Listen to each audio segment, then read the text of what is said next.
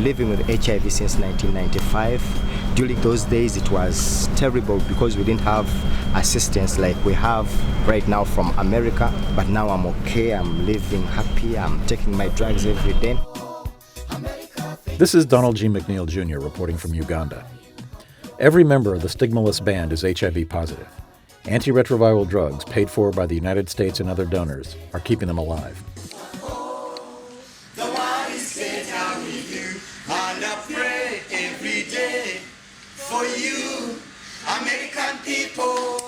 But the battle against AIDS in the Third World is beginning to fall apart. Millions have been saved, but the money is running out. While middle-income countries like India and Brazil may be able to save themselves, the future here in the heart of Africa looks bleak. I found out I was HIV positive after I started falling sick. My husband had died some time back. After he died, I started falling sick and went to the hospital. Dinavance Kamukama came to stay with her cousins in Kampala, hoping to get free treatment. Her kidneys are failing. She's so weak she can barely walk. Her time is running out. But the hospitals here, even the one where her cousin works, can't take on any new patients. When they tested her, they found she was HIV positive, and they told us to go for what? ARVs. But they could not provide them. And when you move around the clinics, they need what? They need money, which is not there. Donors pay for 90% of drugs in poor countries. Almost all are bought through PEPFAR, which was set up by the Bush administration, or through the Global Fund, which is international. But the Global Fund is having trouble raising money, and the Obama administration is concentrating its foreign aid for health on problems that are cheaper to treat, like malaria, pneumonia, and diarrhea.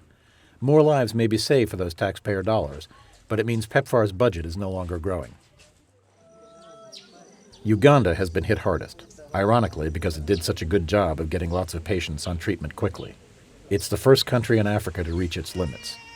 It will not be the last. Dr. David Apuli, Uganda's top AIDS official, divides the epidemic in Africa into 4 decades. The first was death everywhere. In the second, drugs were discovered, but only available in rich countries. The third, coming up to the present, was the decade of hope. Donors stepped in and made drugs available across the continent. How the fourth will be remembered is being defined today. You're seeing in Uganda the tip of the iceberg of what we expect to see in the countries. It is a dilemma in this 4th decade. For all of us who are in Uganda, the American people, the global people, what do we do? Money is not the whole problem. Science has failed too. No AIDS vaccine is on the horizon, nor is a microbicide, nor is a female condom that women will accept. And people have also failed. Not enough are practicing A, B, C. Abstain, be faithful, use a condom. Or the new 4th C, circumcision. For every 1,000 people put on drugs, 2,500 are getting infected. In spite of people seeing a lot of people dying and a lot of suffering with AIDS, people have kept on, they have not changed their behavior. And that's why they are still dying of HIV/AIDS. At the Bwindi Community Hospital on Uganda's mountainous border, the drugs didn't arrive until 2007. But in 3 years, the hospital has gotten them to thousands of the local people, even into pygmy settlements. But now they're running out. I think we have to give antiretrovirals to people. We have a moral necessity, really, to give life-saving drugs that are available to people who need them. But you do wonder what's going to happen if these drugs get stopped, because from a sort of medical point of view, there'll be problems with resistance, huge problems with drug resistance, so that if they ever get started again, we'll have double problems, really. Worldwide, the numbers are grim.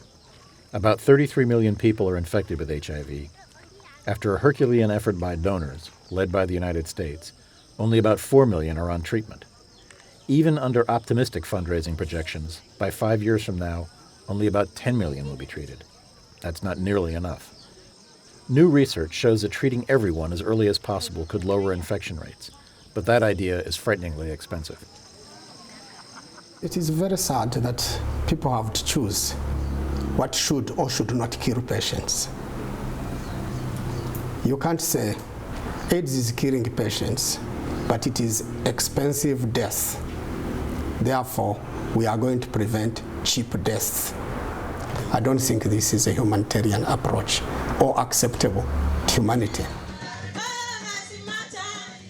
Meanwhile, Dina Vance and her family, knowing what a long wait for treatment could mean, find strength in their faith. This should have been planned, really. It's not as if we suddenly realised, oh, it doesn't just cure in a couple of years. We actually need to treat these people for 30 years. You know, we knew that. We knew that.